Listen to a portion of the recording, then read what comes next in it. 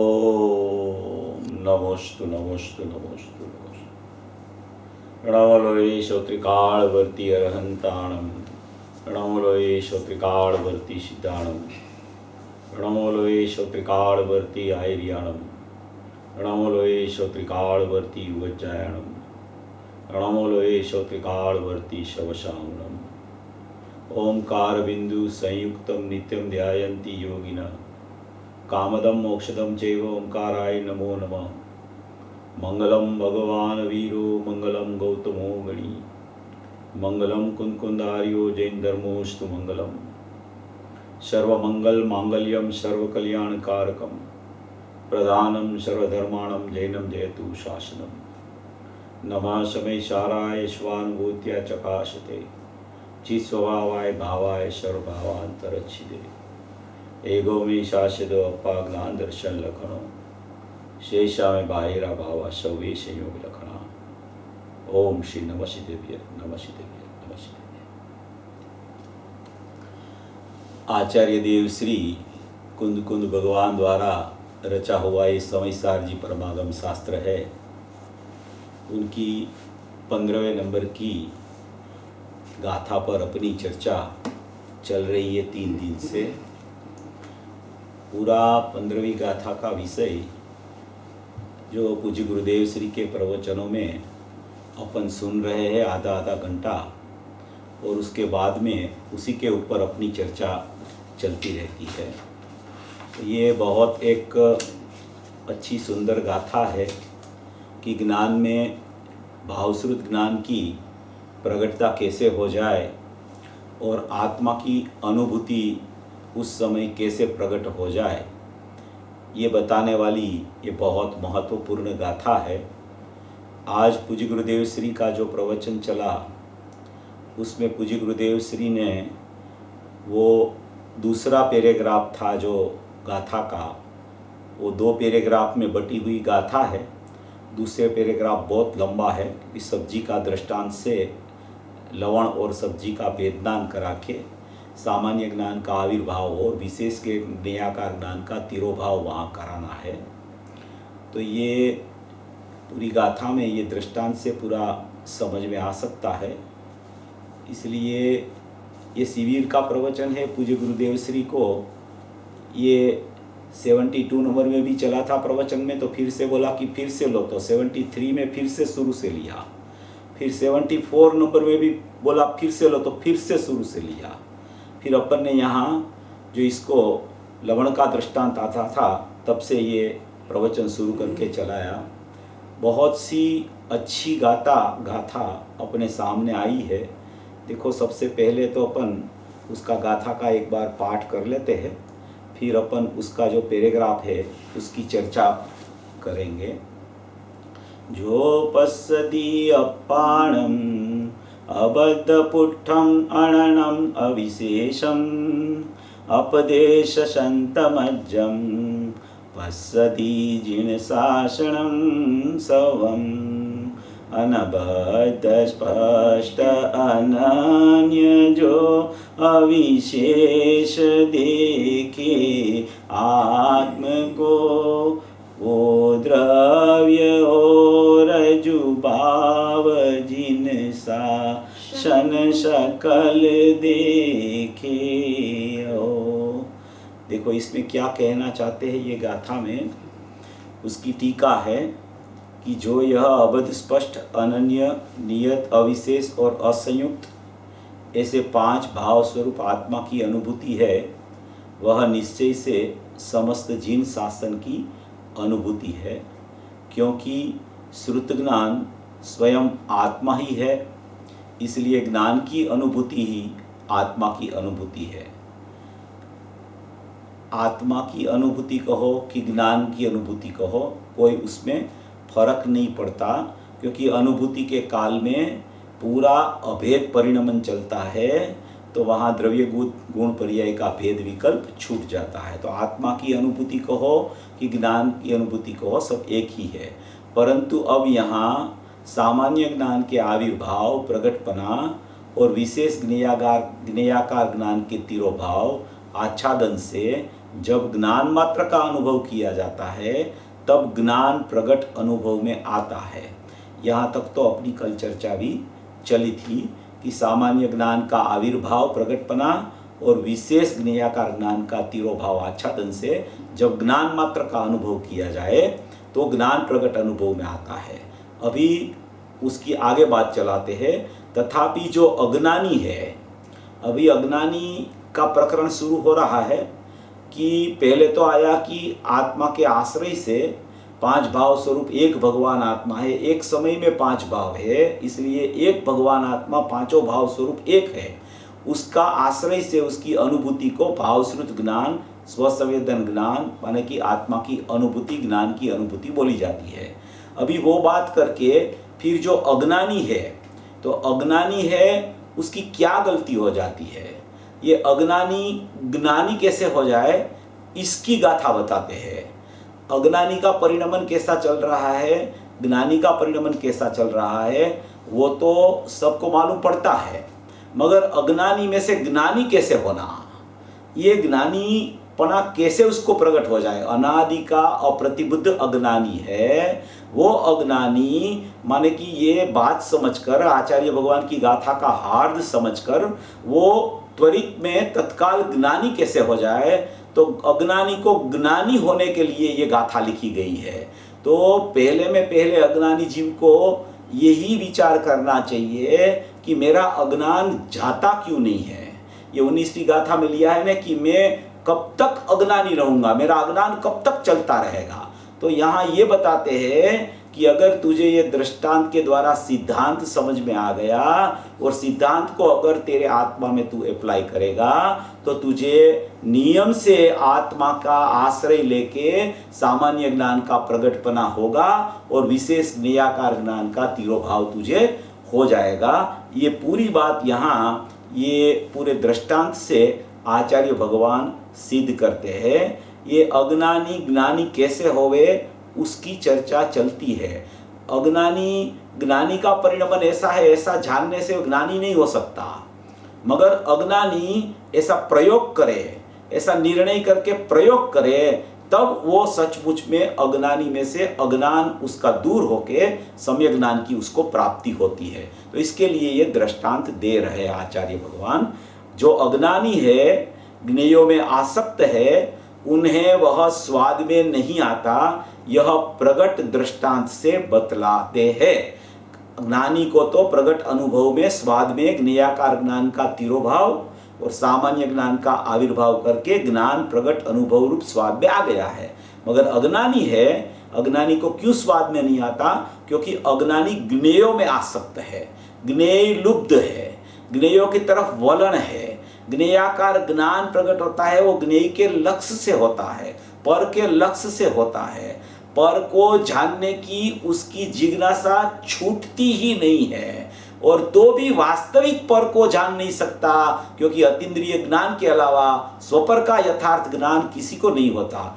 इसलिए यहाँ कहते हैं कि जो अज्ञानी है वो ज्ञेयों में आसक्त है, उन्हें वह स्वाद में नहीं आता, यह प्रगट दृष्टांत से बतलाते हैं। अभी ये दृष्टांत देते हैं, यहाँ ये दृष्टांत भी दिया है, उसके नीचे सिद्धांत भी दिया है, और उसके बाद में अलुब्ध ज्ञानी की चर्चा की है। पहले ज्ञेय लुब्ध ज्ञानी अज्ञानी कैसा होता है वो दृष्टांत से सिद्ध करके फिर वो ज्ञानी कैसे हो जाए, और ज्ञानी हो गया बाद में वो ज्ञेय लुब्धता छूट के अलुब्ध ज्ञानी हो जाता है, तो उसकी चर्चा भी बाद में यहाँ ये पैराग्राफ में ही आने वाली है। देखो ये दृष्टांत में क्या कहना चाहते हैं। जैसे अनेक प्रकार के शाक आदि भोजनों के संबंध से, अनेक प्रकार के शाक आदि भोजनों के संबंध से माने शाक आदि माने कि अनेक प्रकार के ज्ञेयों उसके संबंध, भोजनों के संबंध से उत्पन्न शाक आदि माने सब्जी हो कि कोई भी रोटी हो, गुरुदेव ने अभी बहुत दृष्टांत दिया ने, खिचड़ी हो, नमकीन हो, हैं, तो कोई भी शाक आदि भोजनों के, अनेक प्रकार के शाक आदि भोजनों के संबंध से उत्पन्न सामान्य लवण के तिरोभाव हैं। अनेक प्रकार का शाक आदि का भोजन होता है, उसमें लवण डाला जाता है, तो अनेक प्रकार के शाकादि भोजन के संबंध से, माने कि शाकादि भोजन में लवण डाल दिया तो लवण का और शाक का संबंध उसको दिखता है। शाकादि भोजन के संबंध से उत्पन्न सामान्य लवण के तिरोभाव, सामान्य लवण का शाकादि भोजन में लवण डाल दिया तो सामान्य लवण है वो तिरोभूत हो गया। वो सामान्य लवण नहीं दिखता है, अभी शाक ही दिखता है, सब्जी ही दिखती है, नमकीन ही दिखता है, खिचड़ी ही दिखती है, माने कि जिसमें नमक डाला है वो पदार्थ दिखता है, नमक का उसको तिरोभाव हो गया है। तो कहते हैं कि सामान्य लवण के तिरोभाव और विशेष लवण के आविर्भाव से अनुभव में आने वाला जो लवण, विशेष लवण के आविर्भाव से, माने कि विशेष लवण का आविर्भाव माने कि जो शाक आदि व्यंजन है उसमें लवण डाला है, तो लवण तो उसमें डाला तो लवण मिश्रित हो गया, वो शाक आदि व्यंजन वो लवण मिश्रित हो गया, तो विशेष लवण का आविर्भाव हो गया। उसने जब सब्जी मुंह में रखी तो खारापन लगा, तो खारापन लगा तो उसको ऐसा लगा कि सब्जी खारी हो गई है, दाल खारी हो गई है, खिचड़ी खारी हो गई है, नमकीन खारा हो गया है। ये ऐसा कहना चाहते हैं कि अनेक प्रकार के शाकादि भोजनों के संबंध से उत्पन्न सामान्य लवण के तिरोभाव और विशेष लवण के आविर्भाव से अनुभव में आने वाला जो लवण है उसका स्वाद अज्ञानी शाक लोलुप मनुष्यों को आता है। शाक लोलुपी अज्ञानी ज्ञेय लुब्ध, जो ज्ञेयों में आसक्त है, उसको सामान्य लवण, माने कि लवण सब्जी में होने पर भी लवण लवण रूप रहता है, सब्जी सब्जी रूप रहती है, मगर सब्जी मिश्रित लवण हो गया है, तो उसको स्वाद जब सब्जी का आता है तो उसको खारापन उसमें लगता है, तो खारापन का अलग से स्वाद वो नहीं ले पाता और वो सब्जी खारी हो गई है, दाल खारी हो गई है, खिचड़ी खारी हो गई है, नमकीन खारा हो गया है। नमकीन का मतलब ही खारापन, तो वो खारप उसको ख्याल में नहीं आती, उसको माने कि शाक में खारप डली है, लवण डला है, तो शाक ही खारा महसूस होता है। उसका मतलब ही ये है कि सामान्य लवण उसकी दृष्टि में उसके ख्याल में नहीं आता है। तो अनेक प्रकार के शाकादि भोजनों के संबंध से उत्पन्न होने वाला सामान्य लवण के तिरोभाव, शाकादि भोजन में लवण डाला तो सामान्य लवण का तिरोभाव और विशेष लवण के आविर्भाव से, विशेष लवण के आविर्भाव से, विशेष लवण के आविर्भाव से उसका मतलब ये है कि शाक के साथ उसको लवण मिश्रित हो गया तो उसका लवण का सामान्यपना तिरोभूत हो गया, और लवण का सामान्यपना शाक के साथ मिश्रित हुआ तो वो विशेष लवण हो गया, विशेष प्रकार का लवण हो गया। तो विशेष लवण के आविर्भाव से अनुभव में आने वाला जो, यानी कि सामान्य के तिरोभाव रूप और शाकादि स्वाद भेद से भेद रूप विशेष रूप लवण जो है उसका स्वाद अज्ञानी शाक लोलुप मनुष्यों को आता है। ये अज्ञानी कैसे, अज्ञान जीव तो है, ज्ञान नहीं, मगर वो अज्ञानी प्रत्येक समय में कैसे बनता है कि वो दोनों पदार्थ पृथक पृथक होने पर भी वो दोनों पदार्थ मिश्रित हो गया है। मिश्रित का अर्थ ही अंदर में उसकी जुदाई है, मिश्रितपणा ही दोनों की जुदाई बताता है। मिश्रितपणा जो शब्द है वो मिश्रितपणा ही सचमुच में लवण की और सब्जी की जुदाई का द्योतक है। तो वो मिश्रित लगता है उसको, अंदर में देखो तो लवण लवण रूप है, सब्जी सब्जी रूप है, मगर अज्ञानी को ऐसा भेद ज्ञान नहीं है, इसलिए उसको विशेष लवण का आविर्भाव होता है। इसे आविर्भाव से अनुभव में आने वाला जो लवण है उसका स्वाद अज्ञानी शाक लोलुप मनुष्यों को आता है, किंतु अन्य की संबंध रहितता से उत्पन्न, अन्य की संबंध रहितता से उत्पन्न माने सब्जी की संबंध रहितता से उत्पन्न सामान्य के आविर्भाव और विशेष के तिरोभाव से अनुभव में आने वाला जो एकाकार अभेद रूप लवण है उसका स्वाद उसको नहीं आता। उसको क्यों उसका स्वाद नहीं आता? क्योंकि उसने संबंध वहां जोड़ के रखा है। संबंध रहितता से उत्पन्न जो है सामान्य का आविर्भाव, वो उसको सचमुच में अनुभव में नहीं आता, क्योंकि वो संबंध से ही देखता है। वो सब्जी उसके मुंह में आती है ना, तो उसको सब्जी ही खारापन वाली लगती है, उसको दाल ही खारापन वाली लगती है। कोई भी चीज में नमक डाला हो तो वो चीज ही नमक वाली हो गई है, ऐसा लगता है। देखो, नमक ऐसी चीज है ना, नमक को बोला जाता है सब रस। सब रस माने कि सभी प्रकार का रस नमक में है। जिसमें वो नमक नहीं डाला होवे ने, तो वो चीज का माने कि उसको स्वाद भी सचमुच में नहीं आता। माने कि वो चीज का वास्तविक स्वाद आता है, मगर नमक नहीं डाला हो तो नमक का स्वाद नहीं आता है। और नमक जब उसमें डालता है तो उसको ऐसा लगता है कि वो चीज नमक वाली हो गई है। सचमुच में वो चीज और नमक पृथक पृथक है। जब एक रूप भ्रांति से दिखता है तब भी वहां दोनों पृथक पृथक पदार्थ है। लवण लवण रूप है, साप सब्जी सब्जी रूप है। देखो, लवण है ना, लवण का स्वाद तो खारप है। अभी समझो कि लौकी की सब्जी में लवण डाल दिया है, तो अभी लौकी की सब्जी का स्वाद है, वो नमक बिना का स्वाद आप लौकी का लो तो वो मीठा स्वाद है, और नमक के साथ में आप उसको स्वाद लो तो वो खारापन का स्वाद आने लगता है। तो दोनों का लक्षण पृथक पृथक है। लौकी का लक्षण मिठास है, नमक का लक्षण खारप है। दोनों की लक्षण से अंदर में मिश्रित होने पर भी, शाकाहारी भोजन में लवण डाल दिया होने पर भी, दोनों का लक्षण से देखो तो दोनों की जुदाई ख्याल में आ सकती है। लवण डाले बिना आप सब्जी को खाओ तो सब्जी की मिठास आपको लगेगी, और बाद में ऊपर से आप लवण डाल के उसको सब्जी को खाओ तो आपको पता चलेगा कि पहले तो ये सब्जी की मिठास थी, अभी ये लवण डाला तो सचमुच में तो ये लवण की खारप हुई है। ऐसे लक्षण भेद से जब अपन स्वाद लेवे तो दोनों का लक्षण अलग अलग है, तो भिन्नता भाषित हो सकती है। मगर वो क्या करता है जीव, कि उसको एक रूप की ही भ्रांति चलती है, वो उसको संबंध बांध के ही चलता है। इसलिए लवण और सब्जी दोनों पृथक पृथक होने पर भी, दोनों का लक्षण पृथक पृथक होने पर भी, वो अज्ञानी को क्या होता है, क्योंकि किंतु अन्य की संबंध रहितता से उत्पन्न सामान्य के आविर्भाव और विशेष के तिरोभाव से अनुभव में आने वाला जो एकाकार अभेद रूप लवण है, उसका स्वाद उसको नहीं आता।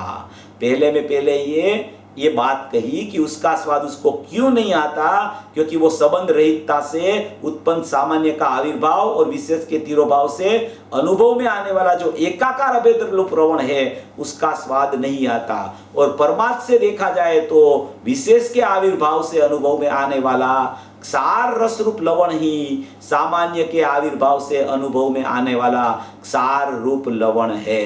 देखो क्या कहते हैं कि विशेष के आविर्भाव से अनुभव में जो क्षार रस रूप लवण आता है, वही सामान्य के आविर्भाव से क्षार रस रूप लवण तो स्वाद में आता है। स्वाद तो चाहे वो विशेष ज्ञेयाकार ज्ञान हो तो भी लवण का है, सामान्य का आविर्भाव हो तो भी लवण का है। मगर सब्जी के साथ मिश्रित उसको दिखता है तो उसको ऐसा लगता है कि सब्जी खारी हो गई है।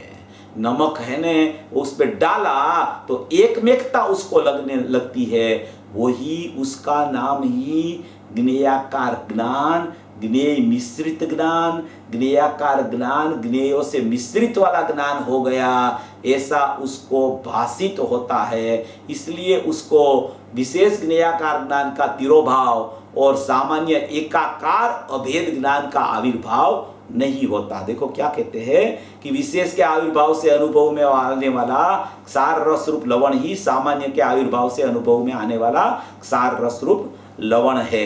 मगर इस प्रकार अभी सिद्धांत में घटाते हैं, इस प्रकार अनेक प्रकार के ज्ञेयों के आकार के साथ मिश्र रूपता से उत्पन्न सामान्य के तिरोभाव और विशेष के आविर्भाव से अनुभव में आने वाला जो ज्ञान है, देखो इस प्रकार अनेक प्रकार के ज्ञेयों के आकार से अनेक प्रकार का ज्ञेय है और वो ज्ञान में झलकते हैं या तो ज्ञान में जानने में आते हैं और वो ज्ञेयाकार ज्ञान बनता है। प्रति समय क्या होता है कि ज्ञान का उत्पाद होता है प्रति समय, और ज्ञान का उत्पाद होने पर ही वो ज्ञान में प्रति समय ज्ञेयाकार बनता है। वो ज्ञान अंदर से आया, वो तो ज्ञान का आकार लेके आया है, वो ज्ञान का आकार है। और ज्ञान जब प्रकट होता है तो वो ज्ञेयाकार ज्ञान बन जाता है। वो ज्ञेयाकार ज्ञान बनता है तो उसका मतलब है ये है कि बाहर में जो कोई ज्ञेय है तो वो ज्ञेय की सापेक्षता से देखो तो वो ज्ञान को ज्ञेयाकार ज्ञान बोला जाता है, और ज्ञेयों से निरपेक्ष वो ज्ञान को देखो तो वह ज्ञान को ज्ञानाकार ज्ञान बोला जाता है। ऐसे जैसे सब्जी की सापेक्षता से लवण को देखो तो वो लवण है वो अनेकाकार रूप हो गया है, और सब्जी की सापेक्षता से पृथक करके अकेला निरपेक्ष लवण को देखो तो लवण ही है। ऐसे ही ज्ञान को ज्ञेयों की सापेक्षता से देखो, राग मिश्रित सापेक्षता से देखो, ज्ञेय मिश्रित सापेक्षता से देखो तो वो ज्ञान ज्ञेयाकार भाषित होता है और वो सापेक्ष कहा जाता है। और वही ज्ञान को ज्ञेय की सापेक्षता से न देखो, ज्ञान का ज्ञान आकार से, ज्ञान का स्वरूप से देखो तो वही ज्ञान सचमुच पे ज्ञान का ही आकार है। जैसा अंदर से आया था ज्ञान वैसा ही ज्ञान का आकार प्रति समय चल रहा है, मगर ज्ञेयों की सापेक्षता से, ज्ञेयों का प्रतिभास से, ज्ञेयों का ज्ञान होने से उसको ऐसा भास लगता है कि मेरा ज्ञान ज्ञेय के आकार रूप हो गया है। ज्ञान कभी ज्ञान का आकार छोड़ता नहीं है, ज्ञानाकारपणा कभी छोड़ता नहीं है, मगर उसको ऐसी भ्रांति हो जाती है कि ज्ञेय के आकार से ज्ञान हो जाता है, क्योंकि ज्ञान में स्वपर प्रकाशकपना है। वो स्वपर प्रकाशकपना होने से, ज्ञान का स्वभाव में स्वपर प्रकाशक होने से, और स्व का ज्ञान भी होता है और पर का ज्ञान भी प्रति समय ज्ञान की एक समय की पर्याय में होता है। इसीलिए वो स्वपर प्रकाशक ज्ञान में जब पर का आकार ज्ञान में बनता है, पर का ज्ञेयों का आकार जब ज्ञान में बनता है तो ज्ञान ज्ञेयाकार परिणमित होता है। विज्ञान ज्ञेयाकार परिणमित होता है तो उनको ज्ञान को ख्याल में आने से ऐसा ही लगता है कि जैसे ज्ञेयों से ज्ञान हो गया, ज्ञेयों के कारण ऐसा ज्ञान हो गया, ज्ञेयों का प्रतिभास हुआ तो ऐसा यहाँ ज्ञेयाकार ज्ञान हो गया, ज्ञेयों के लक्ष्य से ऐसा ज्ञेयाकार ज्ञान हो गया। तो ये ज्ञान तो वास्तव में ज्ञान का आकार ही है, मगर ये भ्रांति रूप उसको उसकी दृष्टि ज्ञान और ज्ञायक पर नहीं है। भेद रूप से उसकी दृष्टि ज्ञान पर नहीं गई, अभेद रूप से उसकी दृष्टि ज्ञायक पर नहीं गई, इसलिए उसको ज्ञेयों की सापेक्षता ही प्रति समय चलती रहती है। तो ऐसा यहाँ कहते हैं, इस प्रकार अनेक प्रकार के ज्ञेयों के आकारों के साथ मिश्र रूपता से उत्पन्न सामान्य के तिरोभाव और विशेष के आविर्भाव से अनुभव में आने वाला जो ज्ञान है वह अज्ञानी ज्ञेय रूप जीवों को स्वाद में आता है। देखो, विशेष के आविर्भाव से अनुभव में आने वाला और सामान्य के तिरोभाव से अनुभव में आने वाला ज्ञान ज्ञेयों के आकारों के साथ मिश्र रूपता से, ज्ञेयों के आकारों के साथ मिश्र रूपता, ज्ञेय से मिश्र रूपता नहीं हुई, ज्ञेय तो पृथक है, वो तो पर है। ज्ञेय के साथ तो कभी मिश्रितपना ज्ञान का होता ही नहीं, मगर ज्ञेयों का आकार जो ज्ञान में बनता है, वो ज्ञेयों का आकार जो बना, ज्ञेयाकार जो ज्ञान हो गया, तो उसको ज्ञेयों के आकारों से, यहाँ क्या लिखा है, अनेक प्रकार के ज्ञेयों के आकारों के साथ मिश्र रूपता से उत्पन्न, ऐसा ज्ञेयाकार ज्ञान उत्पन्न हो गया मिश्र रूपता से, तो उसको ऐसा लगने लगा कि सामान्य ज्ञान का उसको तिरोभाव हो गया और विशेष का आविर्भाव हो गया। सामान्य ज्ञान का तिरोभाव और विशेष के आविर्भाव से अनुभव में आने वाला जो ज्ञान है, विशेष भाव रूप, भेद रूप, अनेकाकार रूप जो ज्ञान है, वह अज्ञानी ज्ञेय लुब्ध जीवों को स्वाद में आता है। किंतु अन्य ज्ञेयाकार की संयोग रहितता से उत्पन्न सामान्य के आविर्भाव और विशेष के तिरोभाव से अनुभव में आने वाला जो एकाकार अभेद रूप ज्ञान, वह स्वाद में नहीं आता। इसलिए क्या होता है, ये अज्ञानी कैसे बन जाता है और अज्ञानी में से वो ज्ञानी कैसे बन जाता है, उसका पूरा चित्रीकरण यहाँ आचार्य भगवान ने लिखा है। देखो पूज्य गुरुदेव श्री ने जो जो इसकी स्पष्टता की है ना, उसको अपन अभी लेते हैं तो थोड़ा अपने को ज्यादा ख्याल में आएगा। सबसे पहले तो पूज्य गुरुदेव श्री ने यहाँ देखो कल का जो प्रवचन चला था ना, उसमें एक बात बहुत अच्छी पूज्य गुरुदेव श्री ने कही थी, वो मेरे को कल भी बताने थी मगर थोड़ा टाइम हो गया था इसलिए नहीं बताया था। 359 नंबर के पेज पे है, 359 नंबर का पेज है। सबसे पहले अज्ञानी को क्या करना चाहिए ये पूज्य गुरुदेव श्री बताते हैं यहाँ। देखो यहाँ कहते हैं कि लोगों को एकदम ये कठिन लगता है, ये बात जो आती है ना तो लोगों को एकदम कठिन लगती है। ज्ञानचंद जी, भगवान मार्ग तो यह है, वहाँ ज्ञानचंद जी बैठे हुए होंगे, भगवान मार्ग तो यह है, क्योंकि ये शिविर का प्रवचन है, 20 दिन की शिविर लगती थी तब का ये प्रवचन है। भगवान मार्ग तो यह है, आहा, पहले उसका सच्चा ज्ञान तो करना पड़ेगा ना। सबसे पहले ये विषय क्या है, 15वीं गाथा क्या है, द्रव्य पर्याय स्वरूप वस्तु क्या है, पर्याय में सामान्य विशेषपणा क्या है, द्रव्य पर्याय का सामान्य विशेषपणा क्या है, ज्ञेयाकार क्या है, ज्ञानाकार क्या है, ज्ञेयलुप्तता क्या है, अलुप्त ज्ञानी क्या है, वो कैसे होता है, ये पहले ज्ञान तो सच्चा करना पड़ेगा ना। अभी सच्चा ज्ञान ही नहीं है, ज्ञान ही सचमुच में वास्तविक में ख्याल में ज्ञान में नहीं आता कि स्वरूप कैसा है, बोलते हैं। और ज्ञान करने के बाद स्व का आश्रय लेना वह ज्ञान है, और वह ज्ञान को सामान्य ज्ञान कहा जाता है। सबसे पहले तो ज्ञान में यथार्थ जानपना पूर्वक विचार करके निर्णय की भूमिका सबसे पहले जीव को आती है। जब तक ये निर्णय की भूमिका नहीं आती तब तक ये सब ऊपर से चला जाता है। कोई भी बात आवे, गुरुदेव का प्रवचन भी सुने, देखो गुरुदेव तो बहुत करुणाशील पुरुष थे, ये बार बार कहते हैं फिर से लो। तो अज्ञानी कैसे ज्ञानी हो जाए उसके लिए उसने 45 साल तक उपदेश दिया, 45 साल तक दृष्टि का विषय का भी उपदेश दिया, और दृष्टिपूर्वक ज्ञान कैसे होता है और ज्ञान में सच्ची समझ कैसे होती है, ज्ञान में निर्णय की भूमिका कैसे आती है, और निर्णय के आने के बाद में वो निर्णय वाला ज्ञान अनुभूति कैसे करता है, वो पूरा विषय पूज्य गुरुदेव श्री ने बहुत स्पष्ट किया है। इसलिए पहले तो उसको जैसे दृष्टि का विषय की गाथा भी आ जावे ना कोई सामने, तो भी दृष्टि का विषय की गाथा तो बहुत अच्छी होती है, बहुत माने कि अपना प्रयोजन की सिद्धि के लिए होती है, मगर प्रयोजन की सिद्धि के लिए होने पर भी उसकी समझ पहले ज्ञान में सही तरीके से आनी चाहिए। जब तक ज्ञान में समझ नहीं आती तब तक दृष्टि का विषय पर दृष्टि नहीं जाती। इसलिए यहाँ कहते हैं कि पहले उसका सच्चा ज्ञान तो करना पड़ेगा ना, है? फिर ये सब्जी का दृष्टांत से पूज्य गुरुदेव श्री ने ये सब पूरा यहाँ स्पष्ट किया है। देखो अपन थोड़ा उसको पढ़ के भी अपन देख लेते हैं, इसलिए अपने को थोड़ा ख्याल में आ जाए कि इसमें क्या कहना चाहते हैं।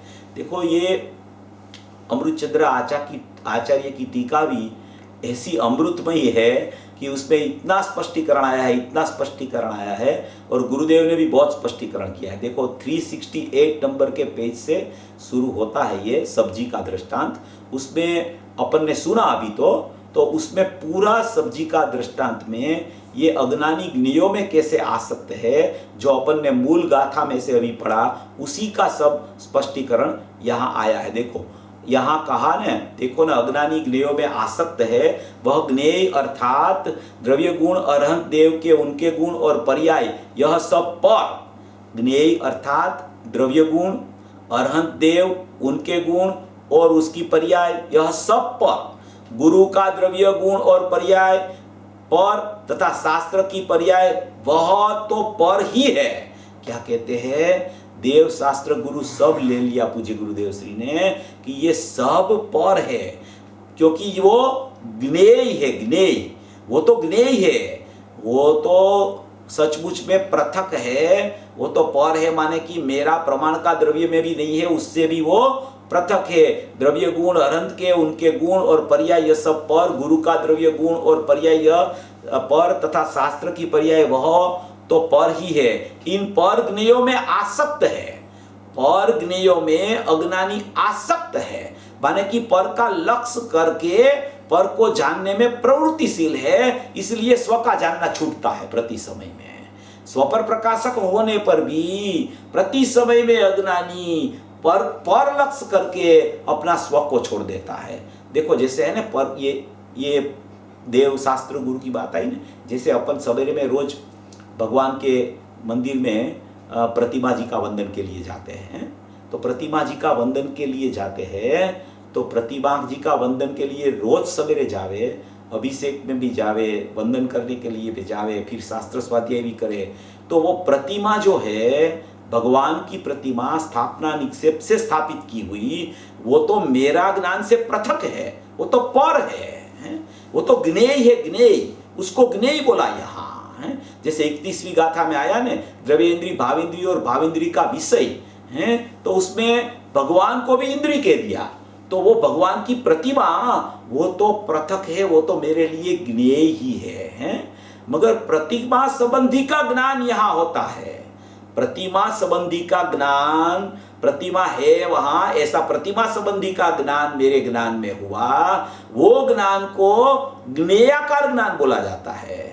वो प्रतिमा संबंधी का ज्ञान है, वो सचमुच में मेरा ज्ञान नहीं है, वो ज्ञेयाकार ज्ञान है, वो विशेष ज्ञेयाकार ज्ञान है, वो सामान्य ज्ञान का तिरोभूत करके वो विशेष ज्ञेयाकार ज्ञान में ज्ञेयों को आविर्भूत करके वो ज्ञान उठा है, उसको ज्ञेयाकार ज्ञान बोला जाता है। प्रतिमा तो सचमुच में ज्ञेय है, वो तो मेरे से पृथक ही है, मगर मेरी ही एक समय की ज्ञान की पर्याय में, मेरी ही एक समय का ज्ञान का स्वपर प्रकाशकपना में, वो स्वपर प्रकाशक स्वभाव मेरा होने पर भी मेरी ही ज्ञान की पर्याय में जो प्रति समय में ज्ञेयों के लक्ष्य से, ज्ञेयों के माध्यम से, ज्ञेयों का आकार यहाँ ज्ञान में होता है। जैसे प्रतिमा का यहाँ ज्ञान हुआ, तो वो प्रतिमा का ज्ञान है, वो प्रतिमा का ज्ञान तो नहीं है, प्रतिमा तो पृथक है, मगर प्रतिमा संबंधी का मेरा ज्ञान ज्ञेयाकार हुआ, वो ज्ञेयाकार ज्ञान भी सचमुच में विशेष ज्ञेयाकार ज्ञान होने से उसको जब मैं तिरोभूत करूंगा तब सचमुच में अनेकाकार ज्ञान तिरोभूत होगा, और तब सचमुच में सामान्य ज्ञान की प्रगटता मेरी होगी। ये प्रतिमा के वंदन करते समय प्रयोग करने जैसा है, शास्त्र को सामने रखने प्रयोग करने जैसा है। देव शास्त्र गुरु को सामने रख के ये प्रयोग करना चाहिए, उसको हटा के नहीं, उसको सामने रखो और विचार करो, प्रयोग करो निर्णय के माध्यम से कि ये ज्ञेय है, ये ज्ञेय है, वो पृथक है। वो ज्ञेय संबंधी का यहाँ ज्ञान में होता है, वो ज्ञेय संबंधी का ज्ञान है, वो मेरा ज्ञान है कि सचमुच में वो ज्ञेय के लक्ष्य से हुआ, ज्ञेयों का आकार यहाँ हुआ, इसलिए वो ज्ञान भी वास्तव में ज्ञेय ही है, वो सचमुच में ज्ञान नहीं है। ऐसे विशेष ज्ञेयाकार ज्ञान का तिरोभाव होता है, तब वास्तव में सामान्य ज्ञान का आविर्भाव, एकाकारपना, अभेद एकाकार ज्ञान तब प्रकट होता है। इसलिए यहां कहते हैं कि इन पर ज्ञेयों में जीव आ सकते हैं, देव शास्त्र गुरु वगैरह पर ज्ञेयों में आ सकते हैं, अभी तो पर ज्ञेयों में आ सकते हैं, इसलिए यहां पर विशेष ज्ञेयाकार ज्ञान प्रकट होता है। आहा, गजब बात है, उन्हें वह स्वाद में इसलिए नहीं आता, उन्हें उस आनंद का स्वाद अनुभूति इसलिए नहीं होती, पर लक्ष्य में ज्ञेयाकार के ज्ञान में रुक गया, पर लक्ष्य में ज्ञेयाकार के ज्ञान में रुक गया, ज्ञेयों में नहीं रुका है। समझना, ज्ञेय तो पृथक ही है, पृथक को क्या पृथक करना, जो पृथक ही है वो तो पृथक जान लेना कि यह पृथक है, मगर पृथक होने पर भी उस संबंधी का जो यहाँ ज्ञेयाकार ज्ञान प्रति समय हो रहा है, प्रति समय परिणमन ज्ञान की पर्याय का हो रहा है, प्रति समय ज्ञान की पर्याय उत्पाद हो रही है, प्रति समय उसका परिणमन हो रहा है, प्रति समय ज्ञेय के लक्ष्य से ज्ञेयाकार ज्ञान का उत्पाद हो रहा है, प्रति समय ज्ञेय की सापेक्षता से ज्ञेयाकार ज्ञान का उत्पाद हो रहा है। ऐसी सापेक्षता वाला जब तक ज्ञान उसका प्रकट होता है तब तक वहां वो एकाकार रूप अभेद, एकाकार रूप एक रूप ज्ञान, वो खरेखर निरपेक्ष ज्ञान का उत्पाद नहीं होता, क्योंकि वो ज्ञेयाकार रूप सापेक्ष ज्ञान में जीव अटकता है। देखो उसके पास ज्ञेय नहीं है, वो जहां जाता है वहां उसके साथ में ज्ञान आता है, तो वो ज्ञान ही पर ज्ञेय का लक्ष्य करके, पर ज्ञेय का ज्ञान करके ज्ञान ही ज्ञेयाकार परिणमित होता है, और वो ज्ञेयाकार परिणमित होता है उसमें सचमुच में ज्ञेयों का निमित्तपणा और ज्ञेयों की सापेक्षता होती है।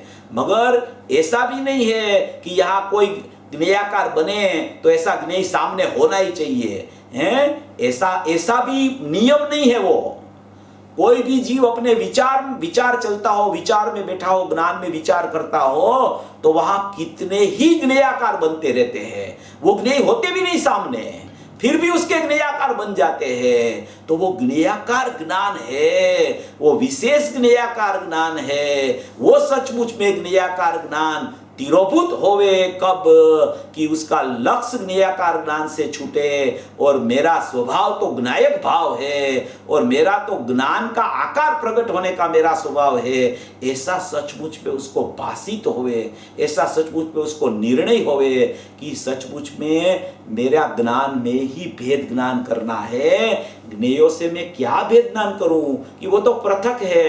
अच्छा, राग से भी क्या भेद ज्ञान करूं? राग संबंधी का ज्ञान होता है ज्ञान में, तो है तो वो ज्ञान ज्ञेयाकार बनता है। तो ऐसा भी कहा जाता है कि राग से भेद ज्ञान करेगा तो ज्ञेयाकार ज्ञान से भी भेद ज्ञान होके वो ज्ञायक में चला जाएगा, ऐसी भी बात आती है। मगर यहाँ जो ज्ञान का प्रकरण चलता है वहां तो एक ही ज्ञान में ज्ञेयाकार ज्ञान का तिरोभाव और सामान्य ज्ञान का आविर्भाव का प्रकरण चल रहा है। इसलिए यहाँ कहते हैं, देखो एक ही पर्याय में ये दो प्रकार है। तो वहां एक इंद्रिय ज्ञान को तिरोभूत करना और अतीन्द्रिय ज्ञान को, सामान्य ज्ञान को आविर्भूत करने का, वो एक ही पर्याय में दो प्रकार आते हैं। अभी अतीन्द्रिय ज्ञान प्रकट होवे तो वो भी जब तक भेद रूप उसको देखता है, तो जैसे 320 गाथा में लिया है, तो वो ज्ञायक की अपेक्षा से अतीन्द्रिय ज्ञान भी सचमुच में पर है। मगर एक ही ज्ञान की पर्याय में इंद्रिय ज्ञान पर है और अतीन्द्रिय ज्ञान स्व है। एकाकार ज्ञान माने अतीन्द्रिय ज्ञान, एकाकार ज्ञान माने सामान्य ज्ञान, एकाकार ज्ञान माने अनुभव वाला ज्ञान। वो अनुभव वाला ज्ञान ज्ञायक के आश्रय से प्रकट होता है। तो ये यहाँ कहना चाहते हैं। ये लेके अपन पीछे जो स्वपर प्रकाशक की चर्चा आई उसको थोड़ा लेते हैं अपन। पर इन पर ज्ञेयों में आसक्त है, गजब बात है। उन्हें वह स्वाद में नहीं आता, उन्हें उस आनंद का स्वाद अनुभूति नहीं होती। पर लक्ष्य में ज्ञेयाकार के ज्ञान में रुक गया है। देखो, पर लक्ष्य में ज्ञेयाकार के ज्ञान में रुक गया है। पर लक्ष्य किया इसलिए ज्ञेयाकार ज्ञान प्रकट हुआ, तो उसमें वो ज्ञेयाकार ज्ञान में रुक गया है। उसको राग का इसलिए स्वाद आता है, जहर का स्वाद आता है। ज्ञेयाकार ज्ञान में रुका इसलिए बाहर में जो राग चलता था वो राग संबंधी का ज्ञान हो गया। तो वो ज्ञेयाकार ज्ञान उसको ख्याल में आया, तो उसको सचमुच में उसका निमित्त राग है, वो राग का ही सचमुच में स्वाद आता है, जहर का स्वाद आता है। उसको भगवान अमृत स्वरूप प्रभु का स्वाद उसे नहीं आता। आहा, इंद्रिय की ओर के ज्ञान के विषयों में जो आसक्त है, इंद्रिय की ओर के ज्ञान के विषयों में, माने कि इंद्रिय का लक्ष्य करके जो इंद्रिय का विषय है उस तरफ जो ज्ञान चला जाता है, तो इंद्रिय की ओर के ज्ञान के विषयों में जो आसक्त है उसको अनुभूति का आनंद नहीं आता, उसको तो राग का, दुख का वेदन, जहर का वेदन आता है, ऐसी बात है। फिर ये दृष्टांत, नमक वाला दृष्टांत से पूज्य गुरुदेव श्री पूरा इसमें बहुत स्पष्ट करते हैं कि खिचड़ी में डाला हो, रोटी में डाला हो, वो नमक डालने से वो सब्जी ही खारी लगती है, मगर सचमुच में तो खारी सब्जी हुई नहीं है, लवण की ही खारप है, और सब्जी का लक्षण तो मीठापन भी है। और कारेला बोलते हैं ना, कारेला क्या बोलते हैं आप लोग हिंदी में मालूम नहीं, कारेला कड़वा होता है, कड़वा है।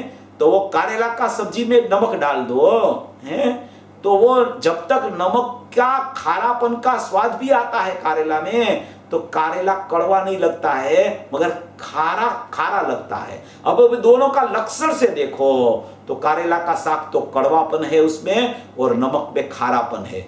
ये क्या है, एक ही ज्ञान में लक्षण भिन्नता से पता चलता है कि ज्ञेयाकार ज्ञान कौन सा है और ज्ञानाकार ज्ञान कौन सा है। ज्ञानाकार ज्ञान में तो जानना जानना जानना जानना जानना जानना चल रहा है, और ज्ञेयाकार ज्ञान में क्या होता है कि ज्ञेयों में एकदम वो आसक्त होके ज्ञेय के प्रति ज्ञान अंदर जैसे कि एकदम उसको अभेद नहीं हो गया हो, ऐसा ज्ञेयाकार ज्ञान वर्तता है। मगर ज्ञेय तो पृथक है, मगर ज्ञेयाकार ज्ञान ऐसा हो रहा है तो उसकी मान्यता में ऐसा हो जाता है कि जैसे मैं ज्ञेय के साथ ही मेरा ज्ञान अभेद हो गया। उसको ज्ञेयाकार ज्ञान का तिरोभाव जब तक नहीं करता तब तक सामान्य ज्ञान का आविर्भाव नहीं होता। देखो, भोजनों के संबंध से उत्पन्न सामान्य लवण के तिरोभाव 369 पेज पे है। भोजन के संबंध से उत्पन्न सामान्य लवण के तिरोभाव, अकेले लवण का स्वाद का ढंक जाना और विशेष लवण के आविर्भाव, साग द्वारा, रोटी द्वारा, खिचड़ी द्वारा लवण का स्वाद से अनुभव में आने वाला जो सामान्य के तिरोभाव रूप और साकादी के स्वाद भेद रूप, अकेले लवण के स्वाद का न आना और साकादी स्वाद भेद से भेद रूप विशेष रूप लवण है। विशेष रूप लवण का अर्थ यह कि साग द्वारा जो लवण का स्वाद वह विशेष कहा जाता है, और अकेले लवण का स्वाद लवण के द्वारा उसको सामान्य कहा जाता है। लवण से लवण को देखो तो वो सामान्य का स्वाद है, लवण को सब्जी के माध्यम से मिश्रित देखो तो ज्ञेयाकार ज्ञान का स्वाद है। ऐसा यहाँ पूज्य गुरुदेव श्री कहना चाहते हैं। देखो, इसमें पूज्य गुरुदेव श्री ने एक मोक्षमार्ग प्रकाशक की चर्चा भी बहुत माने कि अच्छी उठाई। श्रीमद जी का भी दृष्टांत दिया था कि श्रीमद जी को वैसे लौकी का सब्जी सामने आया तो उसको चखे बिना पता चल गया कि इसमें नमक ज्यादा गिर गया है। वो 60 नंबर के कलश में आता है कि स्वरूप ग्राही जो ज्ञानी होता है उसको स्वपर का यथार्थ ज्ञान होता है। उसको पर के सामने या पर का स्वाद लेने से ही पर का पता चलता है, ऐसा नहीं होता। वो स्वरूप ग्राही ज्ञानी है, आत्म संबंधी का ज्ञान जिसको वर्तता है उसको स्व और पर दोनों का यथार्थ ज्ञान एकदम प्रकट होता ही है उसी समय में। श्रीमद जी ने तो ऐसा भी लिखा है कि जो जीव को आत्मज्ञान हुआ है वो जीव को स्वपर का यथार्थ ज्ञान न होवे तो आत्मज्ञान है कि नहीं वो भी सोचनीय बात हो जाती है। ऐसा श्रीमद जी के पत्रों में आता है। तो ऐसी श्रीमद जी की चर्चा भी पूज्य गुरुदेव श्री ने यहाँ उठाई। और ये दूसरी चर्चा ये शास्त्र की आई थी। देखो, गुरुदेव का तो ऐसा है कि कोई प्रश्न करता है ना तो पूरा आधार से जितनी जितनी बातें हैं ना उसको बहुत स्पष्ट करते हैं। जैसे शास्त्र मंथन तो उसने इतना किया है, ऐसे समुद्र मंथन कर लिया शास्त्र का, ऐसा शास्त्र मंथन पूज्य गुरुदेव श्री का था। 183 शास्त्र तो उसने पढ़े थे और 38 शास्त्र का तो जाहिर में स्वाध्याय किया था। ऐसे बार बार बार बार बार बार शास्त्र पढ़ते ही रहते थे। ऐसे ज्ञानी पुरुष को भी रोज का 4-5 घंटे का शास्त्र स्वाध्याय था। चिंतन मनन और ध्यान का टाइम तो अलग, मगर शास्त्र स्वाध्याय उनका 4-5 घंटा चलता था हैं। और आज अज्ञानी के पास अज्ञान दशा प्रकट है, ज्ञान सम्यक हुआ नहीं है, मगर शास्त्र का ज्ञान भी करने के लिए उसके पास टाइम नहीं है। शास्त्र पढ़ना किसके लिए? अनुभव के लिए। शास्त्र क्यों पढ़ना? कि शास्त्र ज्ञान से मेरा ज्ञायक देव कैसा है, मेरा ज्ञान कैसे प्रकट होता है, मेरा विभाव कहाँ चल रहा है, विभाव में से कैसे विरक्त होके मेरे को मेरे स्वभाव में आना, उसके लिए शास्त्र पढ़ने की जरूरत है। तो यहाँ प्रश्न उठाया था कि प्रश्न आया ना बहुत बहुत अच्छी तरह से पूज्य गुरुदेव श्री ने ये मोक्ष मार्ग प्रकाशक की चर्चा भी बहुत की कि मेरे पास मोक्ष मार्ग प्रकाशक मुझे गुरुदेव को समय सार मिला था दामोदर भाई के पास से 1978 में, और मोक्ष मार्ग प्रकाशक भी 1982 में दामोदर भाई के पास राजकोट में से मिला था। तो ये दोनों शास्त्र गुरुदेव को जब मिला तब से उसको ऐसा अंदर से आया था कि ये मैंने पूर्व में सुनी हुई बातें ही इसमें लिखी हुई है, तो ये मेरी ही बात है। ये मोक्ष मार्ग प्रकाशक तो पूज्य गुरुदेव श्री ने आज फरमाया कि जब से मेरे पास मोक्ष मार्ग प्रकाशक मेरे हाथ में आया तो खाना पीना भोजन लेना जाना कुछ नहीं रुचता था मेरे को। सवेरे मोक्ष मार्ग प्रकाशक लेके चले जाते थे तो शाम को पानी लेके चौबियार कर लेते थे और पूरा दिन मोक्ष मार्ग प्रकाशक पढ़ते रहते थे। ऐसा मोक्ष मार्ग प्रकाशक की पूज्य गुरुदेव श्री को धुन लगी थी और समयसार आज में हाथ में आया तब तो उसने बोला था कि ये तो अशरीरी होने का शास्त्र है। तो ऐसी ऐसी बात पूज्य गुरुदेव श्री ने की। 7वां अध्याय भी उसने वो जीवनलाल जी के पास माने लिखवा लिया था, वो बात भी पूज्य गुरुदेव श्री ने की। अभी ये 17-18 गाथा की बात बहुत महत्वपूर्ण पूज्य गुरुदेव श्री की चर्चा में आज आई कि समयसार परमागम की 17-18 गाथा में कहा है कि अज्ञानी की ज्ञान की पर्याय में भी द्रव्य ही ज्ञान में जानने में आता है। अज्ञानी की ज्ञान की पर्याय में द्रव्य ही जानने में आता है, क्योंकि अज्ञानी की पर्याय में भी ज्ञान की पर्याय उसको प्रकट है, उस पर्याय का स्वपर प्रकाशक स्वभाव है। उस कारण से ज्ञान की पर्याय में द्रव्य का ही ज्ञान होता है। देखो पहले तो ये सिद्ध करते हैं कि अज्ञानी की ज्ञान की पर्याय का स्वभाव भी स्वपर प्रकाशक है। अज्ञानी की बात चल रही है। अज्ञानी की ज्ञान की पर्याय का स्वपर प्रकाशक स्वभाव होने से उसको भी ज्ञान में अपना ज्ञायक परमात्मा ही जानने में आ रहा है। क्यों जानने में आ रहा है? ज्ञान की पर्याय का स्वभाव स्वपर प्रकाशक है। क्यों जानने में आता है? क्योंकि वो ज्ञायक का अंश है। वो ज्ञायक का अंश जब अंदर से बाहर निकलता है ना, तो अंदर में जितना है वो अंश बाहर लेके आता है। तो वो अंश बाहर लेके आता है तो अंश में अंशी तो जानने में प्रति समय नियम से आता ही है। कुंकुल आचार्य ने लिखा कि प्रथम में प्रथम आत्मा को जानना, और अमृत चंद्र आचार्य ने लिखा कि आत्मा को जानना तो बराबर है, मगर आत्मा तुझे जानने में आ रहा है, ऐसे आत्मा को तू जान। ऐसा अमृत चंद्र आचार्य ने लिखा। तो अज्ञानी की पर्याय में भी स्वपर प्रकाशक पर्याय का स्वभाव होने से उसको आत्मा जानने में आ रहा है। तो आत्मा जानने में आ रहा है तो अनुभव होना चाहिए। अनुभव तो है नहीं जीव को। अज्ञानी की बात कर रहे हैं। अभी अज्ञानी को आत्मा जानने में आ रहा है तो उसको तो अनुभव होना चाहिए। तो क्या वो जानने में आ रहा है उसका अर्थ प्रत्यक्ष वेदन पूर्वक जानने में आ रहा है ऐसा नहीं है, मगर उसका लक्षण जो ज्ञान है वो लक्षण लक्ष्य को प्रसिद्ध किए बिना कभी रहता नहीं। इसलिए अज्ञानी का लक्षण जो ज्ञान है वो ज्ञान में ज्ञायक अनुभूति स्वरूप भगवान आत्मा जानने में प्रति समय आ रहा है। उसको तिरोभूत हो गया है और ज्ञेयाकार ज्ञान आविर्भूत हो गया है। वो समय में भी ज्ञान की पर्याय में तो ज्ञायक जानने में आ ही रहा है। वो उसका कथनचित अभिन्नपना कभी नहीं छोड़ता है, क्योंकि ज्ञान का कथनचित अभिन्नपना ज्ञायक से निरंतर रहता है, और ज्ञायक से देखे तो उसमें कोई पर्याय नहीं है। ज्ञायक जो दृष्टि का विषय है वो तो परिपूर्ण सुरक्षित परमात्मा है। उसमें कोई अवर जवर नहीं है, कोई माने कि उत्पाद व्यय का प्रकरण नहीं है, कोई परिणमन ही नहीं है। अगर उसमें परिणमन हो जाए तो उसमें तो औदैहिक औपसमिक स्वयंसमिक साहिक भाव सिद्ध करना पड़ेगा। वो परम पारिणामिक लक्षण वाला ज्ञायक भाव निरपेक्ष तत्व है, परम निरपेक्ष तत्व है। इसलिए उसमें तो कोई पर्याय वर्तमान पर्याय है ही नहीं। तो ये जो ज्ञायक भाव है उसका ज्ञान लक्षण होने से अज्ञानी की पर्याय में भी स्वपर प्रकाशक स्वभाव होने से उसको प्रति समय आत्मा जानने में आ ही रहा है।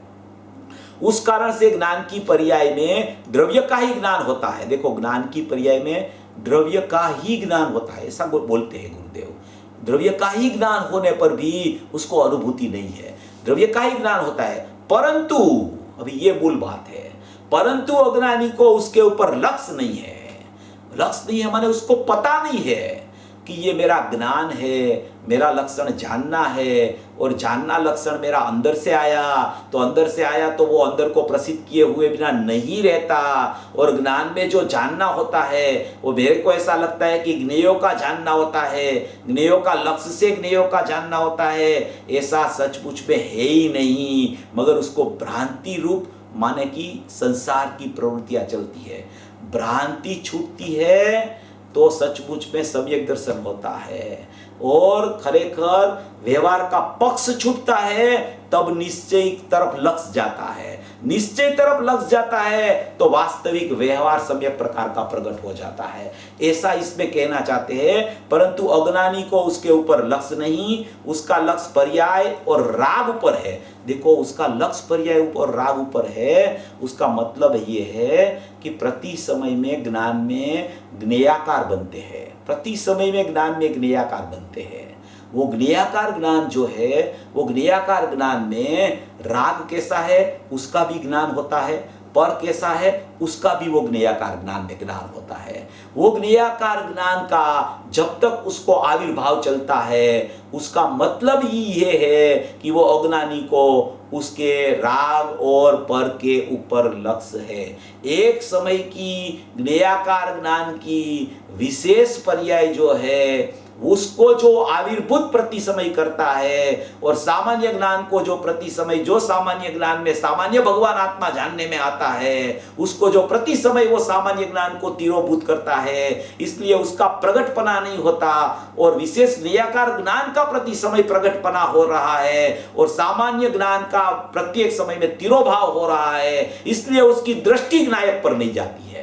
उसकी दृष्टि क्यों ज्ञायक पर नहीं जाती है? क्योंकि वो विशेष ज्ञेयाकार ज्ञान में रागादि का प्रतिभास या तो रागादि का ज्ञान होता है, पर का भी ज्ञान होता है, ऐसा ज्ञेयाकार ज्ञान का ही उसको प्रति समय में आविर्भाव चलता है, प्रगटपना चलता है। उसको ऐसा ही होता है कि मेरा ज्ञान राग से तन्मय हो गया, पर से तन्मय हो गया, मेरे को पर का लक्ष्य छोड़ना है, मेरे को राग का लक्ष्य छोड़ना है। सचमुच में लक्ष्य छोड़ना कहाँ का है कि वो उसका जो यहाँ ज्ञेयाकार ज्ञान बनता है, वो ज्ञेयाकार ज्ञान को तिरोभूत करना, वो तिरोभूत हुआ, अनेकाकार इंद्रिय ज्ञान तिरोभूत हुआ, उसी समय सामान्य ज्ञान का आविर्भूतपना हो जाता है। उसका अर्थ यह है, परंतु अज्ञानी को उसके ऊपर लक्ष्य नहीं है, उसका लक्ष्य पर्याय और राग ऊपर है, अतः ज्ञान की पर्याय में ज्ञेय स्वज्ञेय जानने में आता है, वह उसे जानने में नहीं आता। ज्ञान की पर्याय में तो स्वज्ञेय ही जानने में आ रहा है, मगर सचमुच में ऐसा ज्ञेयाकार ज्ञान का तिरोभाव होने से उसको वास्तविक में, माने कि ज्ञेयाकार ज्ञान का आविर्भाव होने से वास्तविक में सामान्य ज्ञान का उसको प्रति समय तिरोभाव चल रहा है, इसलिए उसकी दृष्टि ज्ञायक पर नहीं जाती है, इसलिए वो अज्ञानी बनता है। और जिसकी दृष्टि सचमुच में ये ज्ञान में स्वपर प्रकाशकपना है, और वो ज्ञान का स्वभाव ज्ञायक को प्रसिद्ध करना है, प्रत्येक ज्ञान का उत्पाद नायक को प्रसिद्ध कर रहा है, ऐसी मान्यता जिसकी बन जाती है, उसको ज्ञान में ज्ञायक ही जानने में आता है, उसका ज्ञान नायक को छोड़ता नहीं है, उपयोग में उपयोगवान है उसको छोड़ता नहीं है, ऐसी जिसको प्रतीति आती है उसको ज्ञेयाकार ज्ञान का तिरोभाव और सामान्य ज्ञान का प्रगटपना माने आविर्भाव प्रकट हो जाता है। ऐसी यहाँ चर्चा ये एक पैराग्राफ में पढ़ के अभी यहाँ समाप्त करते हैं, थोड़ा टाइम हो गया है। कहो ज्ञान की पर्याय का स्वभाव, ज्ञान का स्वभाव स्वपर प्रकाशक है, चाहे तो अज्ञानी का ज्ञान हो, परंतु ज्ञान की पर्याय का स्वभाव तो स्वपर प्रकाशक है या नहीं? तो इस ज्ञान की पर्याय में द्रव्य जो ज्ञायक त्रिकाली सामान्य है उसका ज्ञान होता है, स्वप्रकाशक है। देखो क्या कहते हैं, सामान्य ज्ञान ज्ञायक त्रिकाली सामान्य है, उसका ज्ञान होता है, स्वप्रकाशक है, पर प्रकाशक भी है और स्वपर प्रकाशक भी है। एक ही साथ अखंड स्वपर प्रकाशक बना है, मगर यहाँ स्वप्रकाशक और पर प्रकाशक और स्वपर प्रकाशक पूज्य गुरुदेव श्री कह के फरमाते हैं, परंतु अज्ञानी की ज्ञान पर्याय में स्वप्रकाशक ज्ञान होने पर भी, क्या कहते हैं, अज्ञानी की ज्ञान पर्याय में स्वप्रकाशक ज्ञान होने पर भी, अज्ञानी की ज्ञान की पर्याय में स्व ही जानने में आता होने पर भी, अज्ञान में ज्ञायक ही प्रतिष्ठित होने पर भी उसका लक्ष्य ज्ञेय पर ज्ञेय पर है, स्वज्ञेय पर नहीं है, इसलिए उसको सचमुच में ज्ञेयाकार ज्ञान का आविर्भाव हो जाता है और सामान्य ज्ञान का तिरोभाव हो जाता है। ज्ञायक के लक्ष्य से सामान्य ज्ञान का माने कि आविर्भाव होता है, और ज्ञायक का लक्ष्य ज्ञान छोड़ के, वो स्वज्ञेय को छोड़ के, स्वज्ञेय को छोड़ के वो ज्ञान ज्ञेयाकार बन जाता है।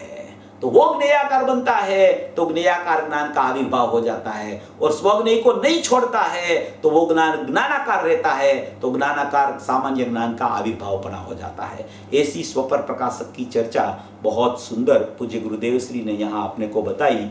यही जो प्रकरण सामान्य ज्ञान का आविर्भाव और विशेष ज्ञेयाकार ज्ञान का तिरोभाव की, यही चर्चा मुख्य रूप से पूज्य गुरुदेव श्री ने सब्जी के दृष्टांत से आचार्य भगवान ने जो कहा था उसका बहुत स्पष्टीकरण अच्छा आया। एक ही बात पीछे श्रोता ने लिखी है कि पूछा कि दृष्टि की भूल है, गुरुदेव ने कहा कि हाँ दृष्टि की भूल है, वही तो उसको बताते हैं, मगर सामान्य ज्ञान स्वरूप त्रिकाल न हो ना, सामान्य ज्ञान तो त्रिकाल है, सामान्य स्वरूप ज्ञायक तो त्रिकाल है, उसके स्वाद में तेरा सामान्य आना चाहिए। जब तक वो नहीं आता तब तक वो ज्ञेयों में लुब्धता उसकी चलती रहती है। ऐसा स्वरूप 15वीं गाथा का समझकर सभी मोक्षार्थी जी मोक्ष मार्ग में प्रयाण करें, ऐसी मंगल भावना।